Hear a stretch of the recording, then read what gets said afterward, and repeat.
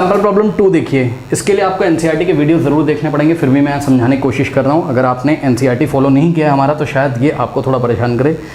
Sample problem 2 में बोल रहा है in a histogram the areas of rectangles are proportional to the frequencies. Yes sir, देखिए जो हिस्टोग्राम बच्चों पढ़ाया था आपको, ठीक है, क्लास में, ये देखिए कुछ इस तरीके से जो हिस्टोग्राम होते थे, ठीक है। तो ये जो हिस्टोग्राम का एरिया होता था, करेक्ट, ये देखिए ये हिस्टोग्राम का जो एरिया होता था, मान लीजिए कुछ इंटरवल्स मैंने यहाँ पर ले लिए हैं, ठीक है ना। मान लीजिए हो गया आपका 0, यहाँ 5, यहाँ 10, यहाँ हो गया 15, यहाँ हो गया 20, यहाँ हो गया 25, करेक्ट।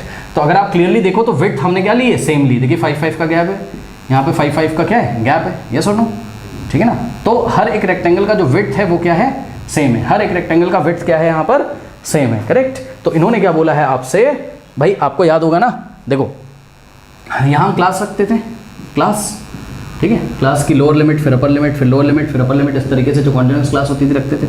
और यहाँ वाई एक्सेस में हम फ्रीक्वेंसी रखते थे, याद है, वाई एक्सेस में हम क्या रखते थे, फ्रीक्वेंसी रखते थे। अब आप क्लियरली यहाँ से देख सकते हो कि इन्होंने हमसे बोला है कि in a histogram the area of the rectangles are proportional to the frequency, ठीक है ना। In a histogram the area of the rectangle is proportional to the frequency. Yes sir, देखिए एरिया ऑफ रेक्टेंगल का formula क्या होता है, area of rectangle का formula क्या होता है, लेंथ इनटू ब्रेथ, यही होता है, ठीक। तो यहाँ पर अगर आप क्लियरली देखोगे तो area of rectangle is equals to, देखो लेंथ की जगह क्या आ रहा है, फ्रीक्वेंसी, ये देखो वाई एक्सेस, भाई लेंथ कहाँ जा रही है, फ्रीक्वेंसी वाले एक्सेस में, ठीक। तो लेंथ की जगह आप क्या रख सकते हो बताओ, फ्रीक्वेंसी, ठीक, इनटू ब्रेथ की जगह क्या रख सकते हो आप, विड्थ। ये देखिए ये जो विड्थ आपको रेक्टेंगल की विड्थ जो दिखाई पड़ रही है, ठीक है ना, तो यहाँ पे हो गया विड्थ। लेकिन बच्चों ध्यान से चेक करो, उन्होंने बोला है कि area of rectangle is proportional to frequency, ठीक है ना। गिवन क्या है, क्वेश्चन में गिवन क्या है, क्वेश्चन में गिवन है कि भाई area of rectangle of histograms, question पढ़िए, कह रहा है कि in histogram the areas of rectangles are proportional to frequency, area of rectangle are proportional to frequency. बात समझो, बात समझो, इसका क्या मतलब है, इसका ये मतलब है कि जिसकी फ्रीक्वेंसी सबसे ज्यादा होगी उसका एरिया सबसे ज्यादा होगा। चेक कर लो, दिख भी रहा है भाई, विड्थ तो सबकी सेम है ना, तो एरिया किस पे डिपेंड करता है, लेंथ और ब्रेथ पे। जब ब्रेथ सबकी सेम होगी, जिसकी लेंथ सबसे ज्यादा होगी उसी का तो एरिया सबसे ज्यादा होगा। लेंथ का मतलब क्या, फ्रीक्वेंसी, तो जिसका फ्रीक्वेंसी सबसे ज्यादा होगा उसका एरिया सबसे ज्यादा होगा। यही बात एग्जाम्पलर में आपको दिया हुआ है, कह रहा है area of rectangle is proportionate to what, frequency. कहां पर, इन a histogram, in a histogram. हाँ भाई चलो ये तो बात है। अब क्वेश्चन सुनो क्या पूछ रहे हैं, क्वेश्चन आपसे पूछ रहे हैं, क्वेश्चन पूछ रहे हैं कि can we say that the length of the rectangles are proportional to the frequencies. Length of the, क्या क्वेश्चन पूछा जा रहा है, length of the rectangles are proportionate to what, frequency, ठीक है। कह रहा है क्या लेंथ जो है रेक्टेंगल की वो फ्रीक्वेंसी के क्या है, प्रोपोर्शनेट है। तो मेरी बात ध्यान सुनो, देखो ये जो लेंथ ऑफ रेक्टेंगल है फ्रीक्वेंसी के प्रोपोर्शनेट तभी होंगी जब विड्थ क्या हो, सेम हो। हमेशा ऐसा नहीं होता है, मतलब देखने से तो ऐसा लग रहा है कि जिसकी जितनी ज़्यादा लेंथ उतनी ज़्यादा उसकी क्या, फ्रीक्वेंसी, ठीक है। लेकिन ये जो कंडीशन है आपकी, length of the rectangle is directly proportional to what, frequency, ये तभी होता है जब विड्थ क्या होती है, सेम होती है। जब विड्थ क्या होती है, सेम होती है। बात समझो, बात समझो, बात समझो, बात समझो, देखो देखो, बात तो इनकी सही है कि length of the rectangle is proportionate to frequency. हाँ भाई, but only when, but only when width of the rectangles are same, rectangles are same। width का मतलब क्या, class size, that is class size is same, class size is same।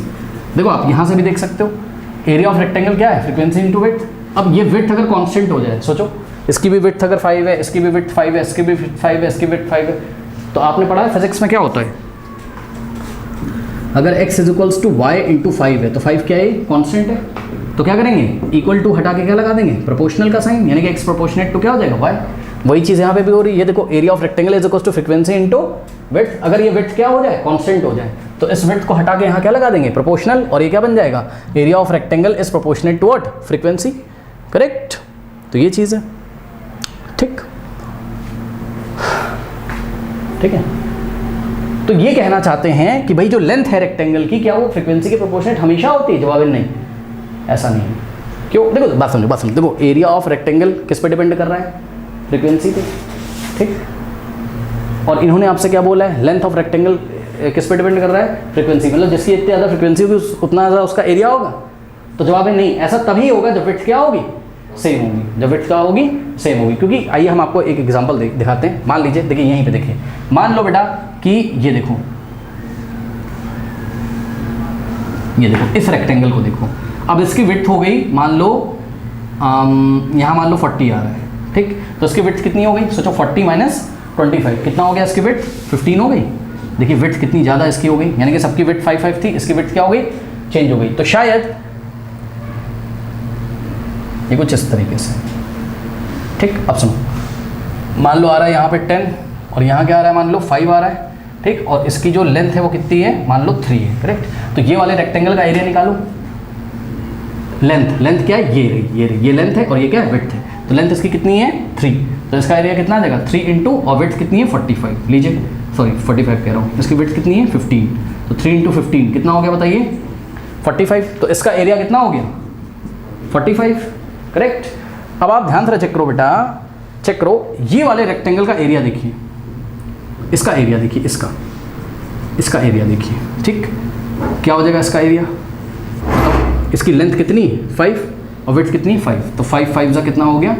आप check करो, जिसकी length ज़्यादा थी उसका एरिया ही कम आ गया, जिसकी लेंथ ज़्यादा थी उसका एरिया कम आ गया, और जिसकी लेंथ कम थी, देखो इसकी लेंथ कितनी थी 5, इसकी लेंथ कितनी थी 3, तो जिसकी लेंथ ज़्यादा थी उसका तो एरिया ज़्यादा आना चाहिए था, ठीक। लेकिन जिसकी लेंथ ज़्यादा थी उसका एरिया कम आ गया, और जिसकी लेंथ कम थी उसका एरिया ज़्यादा आ गया। क्यों प्रॉब्लम हुई है बताओ, क्योंकि विड्थ क्या है, अलग अलग है। तो ये जो बात कह रहे हैं कि भाई लेंथ किसके प्रोपोर्शनेट होती है, क्योंकि एरिया किस पे डिपेंड करता है, लेंथ पे, और वो कब डिपेंड करता है, जब विड्थ क्या हो, कांस्टेंट। और कह रहे हैं लेंथ किसके प्रोपोर्शनेट है, फ्रीक्वेंसी के, यानी जितनी ज़्यादा फ्रीक्वेंसी होगी उतनी ज़्यादा लेंथ होगी, यानी कि उतना ज़्यादा क्या होगा, एरिया होगा। तो ऐसा तभी पॉसिबल है जब विड्थ क्या हो जाए, कांस्टेंट हो जाए, जब विड्थ क्या हो जाए, कांस्टेंट हो जाए। अगर आपको भरोसा नहीं तो आप चेक करो, अगर इसी रेक्टेंगल को हम छोटा कर दें, यानी कि इसकी लेंथ, देखो मैं कोशिश बहुत कर रहा हूँ यहाँ समझाने की, बेटा एनसीईआरटी फॉलो करो प्लीज़ जाके, ठीक है ना। ये बहुत इंपॉर्टेंट कॉन्सेप्ट है, इस पर तो क्वेश्चन पूछे ही जाते हैं। अगर मान लो ऐसा रेक्टेंगल होता 25 से यहाँ पे 30, तो इसकी विड्थ कितनी हो जाती 5 और लेंथ कितनी है 3, तो 3 इंटू 5 करते तो क्या आ जाता 15। अब आप चेक कर लो, जिसकी लेंथ कम है उसका एरिया भी क्या है, कम है, सही है। तो यानी कि एरिया लेंथ पे डिपेंड करता है, हम मना नहीं कर रहे हैं, और लेंथ फ्रीक्वेंसी पे डिपेंड कर रही है, यानी कि लेंथ फ्रीक्वेंसी के प्रोपोर्शनेट है, यस सर। यानी कि जिसकी फ्रीक्वेंसी ज़्यादा होगी उसका लेंथ ज़्यादा होगा, तो उसका एरिया ज़्यादा होगा, लेकिन ऐसा तब जब विड्थ क्या होगी, सबकी सेम होगी। तो जब उसने क्वेश्चन आपसे पूछ लिया कि length of rectangle is proportionate to frequency, तो आपको आंसर क्या लिखना है, ये सॉल्यूशन देखिए हमने लिखा, आंसर इज नो। क्यों सर, क्योंकि ऐसा तभी होता है जब विड्थ क्या हो, सेम हो, हमेशा नहीं होता है ऐसा, ठीक। तो no, it is true only when the class size are same, जब क्लास साइज यानी कि विड्थ क्या होती है, सेम होती है। बात समझ में कि नहीं आई, तो ये चीज़ है। और अगर विड्थ सेम नहीं होती तो हम फ्रीक्वेंसी करेक्शन करते हैं, जो कि 14.1 में हमने आपको कराया हुआ है, ओके, नोट कर लीजिए।